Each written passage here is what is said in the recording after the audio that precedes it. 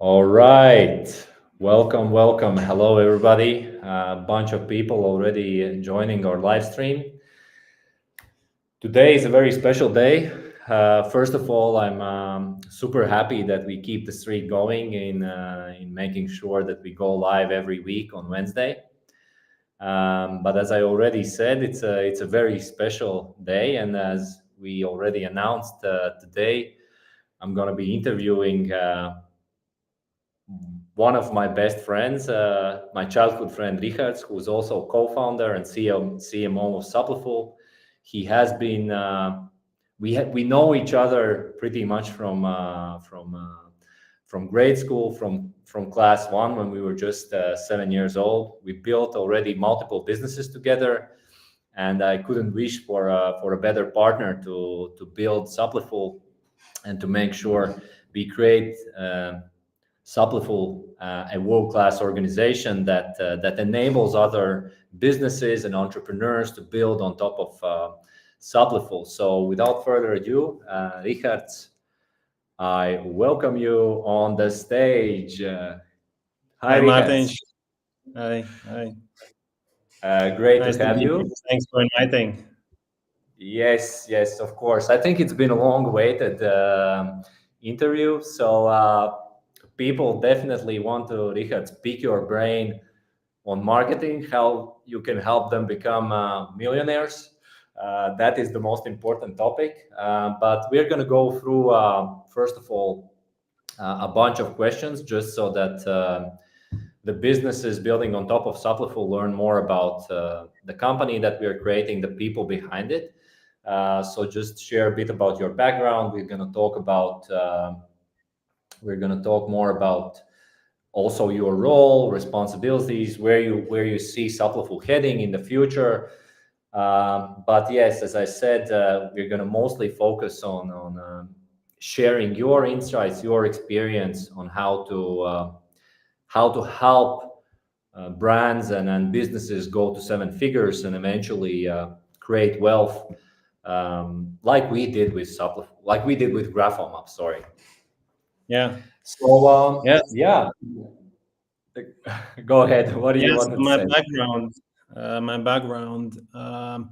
So after high school in 2008, I went to China, where it was supposed to be a gap year, but I ended up spending there 7 years, most of the time studying their language, economy, and also that's when I started doing in my dorm room some kind of like uh, marketing activities online, researching. I just wanted to make some extra money, and I was trying to find ways how to do it. Initially, it was making some blogs, trying to rank them on Google, and making money with some kind of affiliate deals. Then I tried to build my first drop shipping store. It was back in 2000, I don't know, like 11, 12, before drop shipping was even a thing. I didn't even know like the word drop shipping, but I googled like 3PL and stuff like that, and I just figured out that it would be cool to store products somewhere, just sell online, and not worry about the logistics. Yeah. So, and I think it was 2015 when we started Graphomap. So before then, there were like a bunch of smaller projects that all failed. But in 2015, we started Graphomap, this customized poster business that wasn't huge success initially. It was big struggle, but through the process, we learned a lot, and I had to crack the marketing part. I don't have any kind of special marketing background, education, or anything like that. It was all self-taught, and just through trial and error and through doing and researching. So yeah, and yeah. So Graphomap experience several years, and now Supliful, and still learning every day. So that's my story. Nice. Yeah. Thanks, Richards, for sharing this. And also, one one thing I think we did together, which was kind of the beginning of dropshipping, was that we made our first e-commerce business and tried to sell pearls online, pearl Yeah, jewelry. did that, So yeah. two guys knowing very little about fashion, but seeing a significant business. But Fun fact: Martin sold his car so we could build the online store, and we had the yes, actual hardware server, like actual like metal box like server that we use to host the website, which is ridiculous, actually. yeah, crazy, crazy times. But we went all in. Yeah, We can't be blamed. that's the lesson Richard, number one today. yes. Richard, what about you would say till the point of Graphome up studying in China, building this first business, till the point of Supliful, what would you say were the three core lessons you learned throughout that process? hmm Um, well, back then I didn't realize, but now in retrospect, I think the lesson number one is resilience. Just keep doing. There were so many um, points in that journey where I could have quit because the results were not satisfying. It was a big struggle. So yeah, it was easy to quit. There were many opportunities.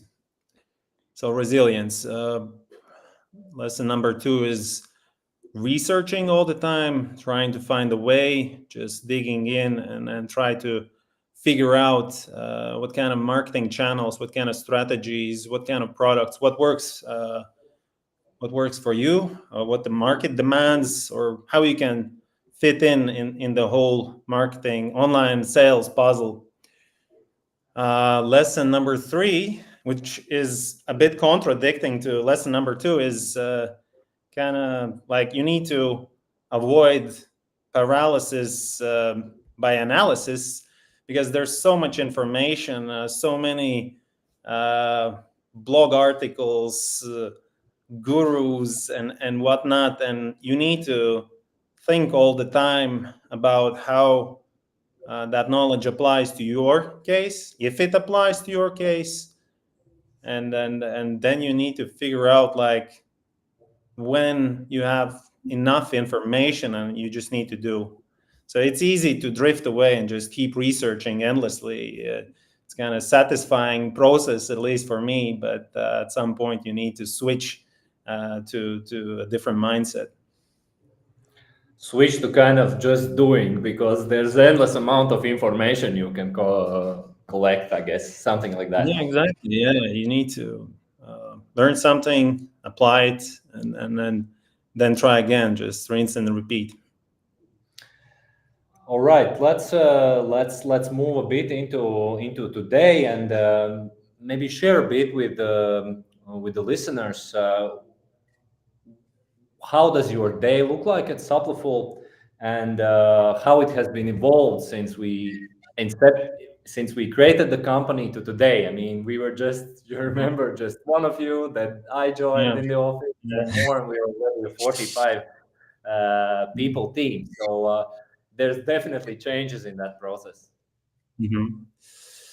Yeah. Well, my role has evolved over time as the company grows. Yeah, the my daily responsibilities also change. So in the in the first days. There was a lot of like contemplating and thinking about the business model, if it would work, how it would work, doing market research.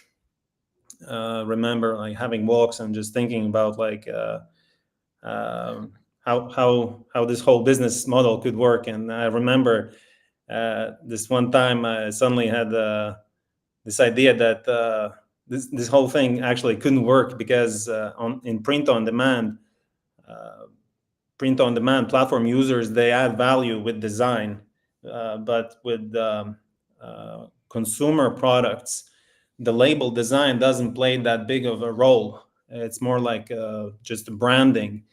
So I thought like, okay, yeah, this might be a deal breaker, but then later realized that there are other ways that sellers can add value and must add value, and as we see that and the business model works. So then implementing the business model, just basically being a human orchestra, doing all kind of tasks and just multitasking all the time, basic things, just testing printers, printing labels, and just doing like crafty things. like Remember how we were pissed off about that we couldn't get the margins right on the printer for yeah, weeks? yeah, exactly. It was yeah, it was a tedious process. And then yeah, then there was the whole marketing system, like starting with the website, everything had to be set up. So web design, social media channels, strategy, and uh, just loads of hands-on work that had to be done day in, day out.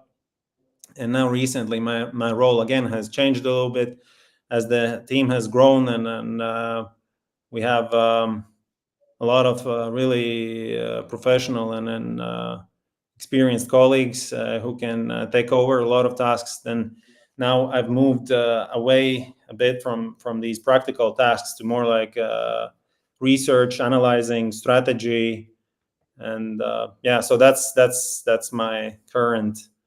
That's what my current day, like every day, looks like. Yeah, nice, nice. That's what we have also seen, and I think it gives you some time to ponder about whether this business model works or doesn't. So that's really good. That So, it's piecing all the little things together and making sure it works. mhm. Um, so we're almost half at the interview. We had a couple of questions sent in before this live stream. I'm gonna a bit address those. One major question that we've been receiving: what is the status of the proteins? And I can assure you that the status of the proteins is still. We are expecting to have this product live again by the end of July. So that is the status of our proteins. We're making progress, and those products should be live. Another question we got sent in, Rihards, maybe you can address this. How many TikTok shops and Shopify stores can you have under one Supliful account? I don't think there's a limit to how many you can have. As long as you can keep creating them on TikTok side or Shopify side, then you can keep adding them to your Supliful account. But I Exactly, that's suggest right. starting with one, Yes. make one succeed, and then keep adding it. And yes, and then one of the most sought out questions, or I guess the most important question is, how do we market our supplements, and what is the secret to make $1 million? Yeah. $1 million question. Well, yeah, of course, there isn't a single formula. Um, Yeah, first of all, like I had these three suggestions that I mentioned earlier. That's kind of like a mindset thing, that you need to be resilient, you need to keep researching, and then you need to switch to this mindset where you actually implement what you've learned. And that's constant struggle, and you just need to adapt this mindset. But mindset aside. Really important thing is to figure out initially what your brand positioning will be like. What's your marketing angle, or what your brand is about? If you simply create a store that sells every possible supplement, then yeah, chances are that you're not going to succeed, because why would somebody buy from you and not from Amazon, where there are thousands of sellers with thousands of reviews. Everything is verified. Everything arrives the next day. So yeah, you need to figure out how you will differentiate yourself, and we see this in the back end. All the time, that those accounts that really succeed, and those 7-figure accounts, they have some kind of angle. They found a niche in the market, and they figured out how to reach the market with their some kind of unique angle and brand positioning. So that's number one. Number two, you need to think about your business model. You need to think. You need to adapt also like math mindset. So you need to have like good understanding of your customer acquisition costs, costs of goods sold, your conversion rates, cost per click if you're paying Average for. order value. Yes, yes. So once you establish all these numbers, so you need to build your revenue model. Which actually we talk about a lot in Supliful roadmap video course. So you need to have your revenue model. Once you have in front of you a very clear revenue model, you know where to focus. For example, traffic. So revenue equals traffic times conversion rate times average order value minus cost of goods sold. So you have these variables, and then you can start breaking them down. So traffic, you need to increase traffic. How can you do it? You can make a list of things that you can do. Then conversion rate, and you can add a list of Maybe optimization. like Rihards, very good formulation. What are some things that to increase traffic? Like, what would you suggest? Mhm. Maybe top of the mind, kind of first, like 3 things to think about. Yeah. Well, the easiest way is just start running paid ads. But if your website is not ready for it, then you will simply lose money. So again, it's super important to have some kind of like interesting marketing angle or brand positioning. Well, the second way is basically being active on social media. We actually have several cases where a new brand holder simply posts a video on YouTube and just reviews the product, just honestly explains, the benefits of the product, for whom this product is, when to use it, why to use it, and so on. Just honest review, not even trying to sell it, and such videos tend to attract a lot of attention and generate sales. So start with that, and then just keep coming up with new video or post ideas. So that's free traffic. Of course, it takes some effort. It's in that sense, it's not free. You need to invest some energy in creating the content, but yeah, some sellers find this a really good strategy. We have a question from Amijet on Instagram. The difference between Facebook ads and Google ads. Mm-hmm. Okay, yeah, Which that's a one? really good Which question. one is better, actually? Which one is better? In which case, etc. Mm-hmm. So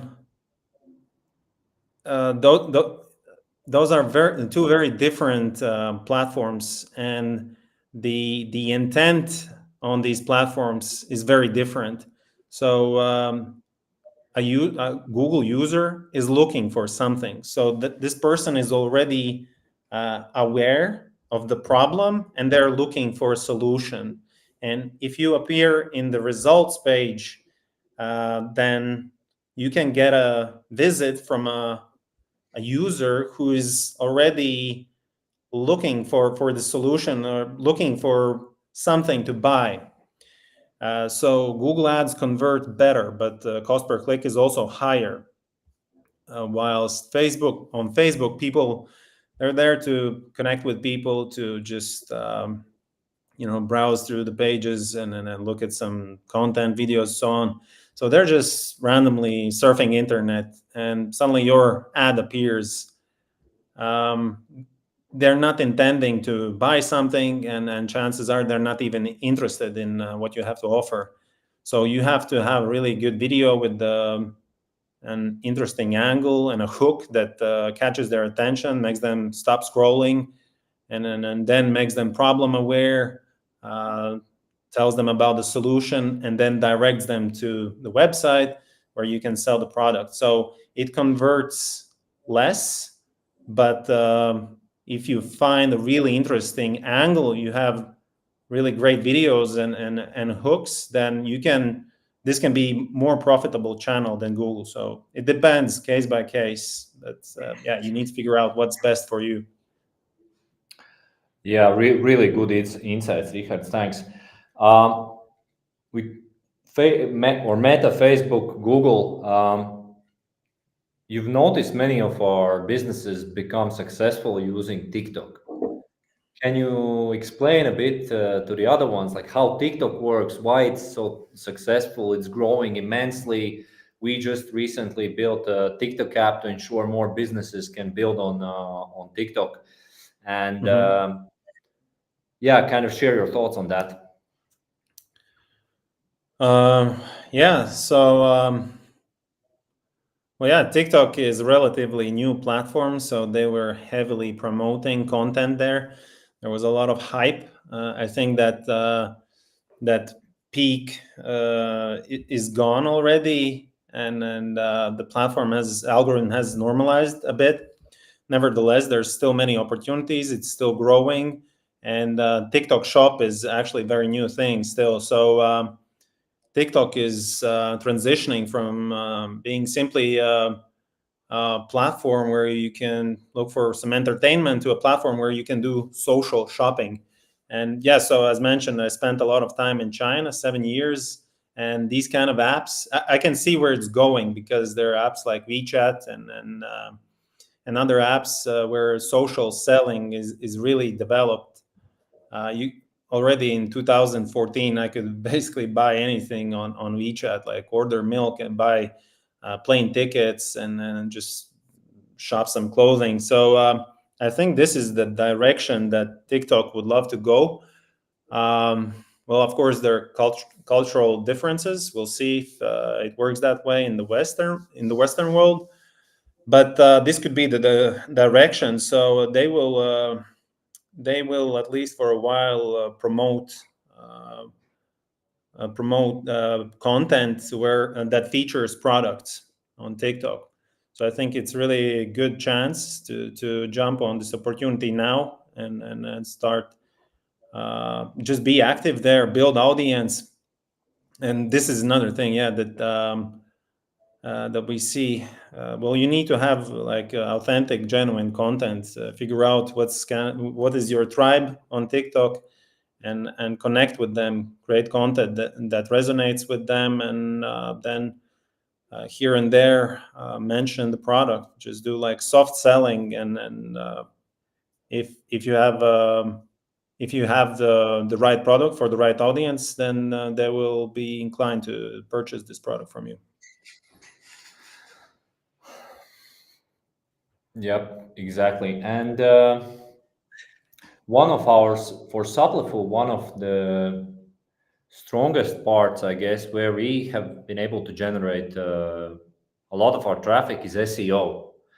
Mhm. How would you say new brands should think about SEO, whether it's just testing ads or we know it's more of a long-term investment? So maybe I'll share your thoughts on SEO. Yeah.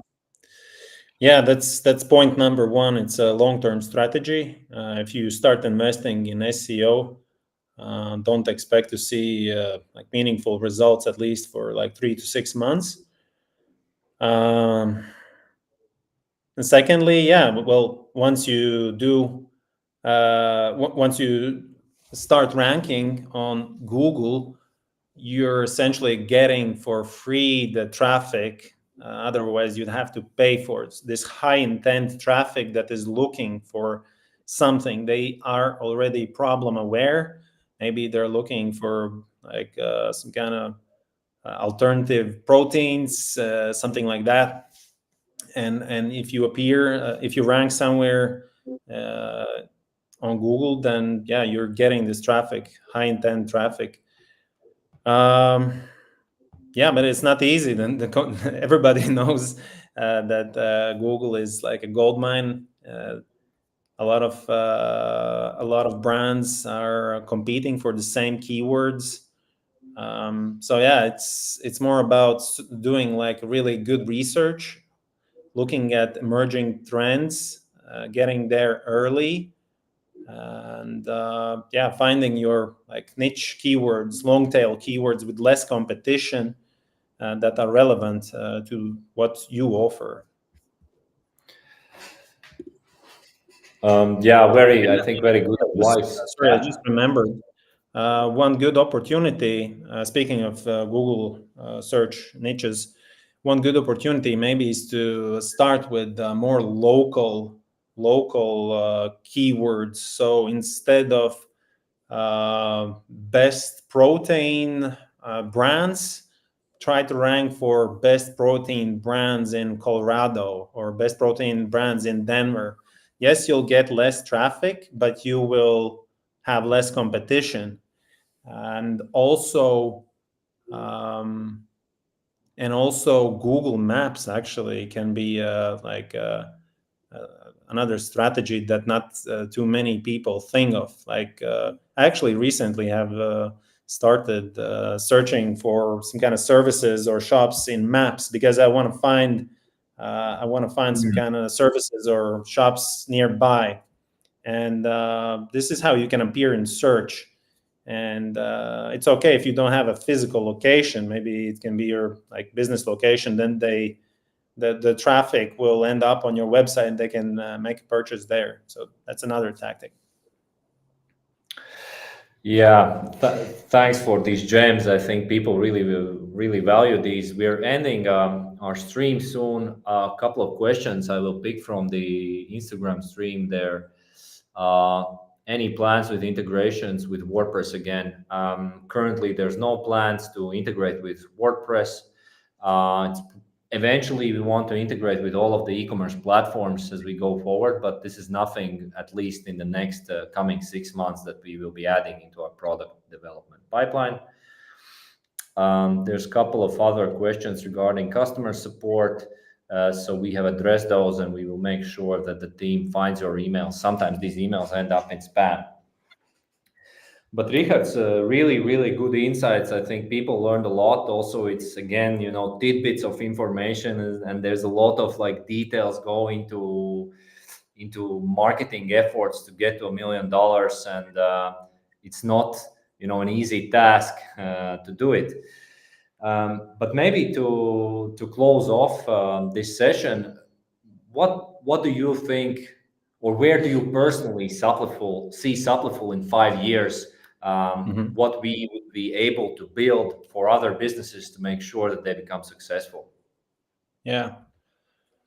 Well, to be successful, you need a unique product, you need competitive pricing, and you need reliable service. So these are, I think, three like foundations that our platform needs to build on top of. So yeah, in fact, in 5 years, I think we will have an engine where you can build your own supplements, of course, with guardrails, so you don't build some kind of crazy Frankenstein supplement, but you'll be able to create your own unique supplement formulations with no MOQs fulfilled on demand. And I think this is going to be huge for the entire CPG industry. And yeah, this must be done with the competitive pricing and reliable service. Yep, exactly my thoughts as well. And not only supplements, but also skincare, household goods, and any other fast moving consumer products. Because we are really on a mission to democratize the access to fast moving consumer goods space that's pretty much is controlled by a couple of conglomerates like Unilever, Nestle, that are effectively holding the market. So we are going to war with them, and I know that we will be successful. Yeah. So, any final thoughts, Richard? Um, yeah, well, yeah, we just scratched the surface here. Online marketing is a huge topic. So yeah, choose wisely what you focus on, and keep grinding. Resilience is super important. There's a lot of stories going on around about getting rich fast, and some do, but 99% of business owners need to invest some time and energy. So yeah, be patient and keep grinding. Nice. Very, very great note to end on. Thanks a lot, Richard, for participating, for sharing your time. Everybody, thanks for listening in. Hope it was useful. I catch you at the next one. Bye, All everyone. right, thanks, Peace. bye. Guys.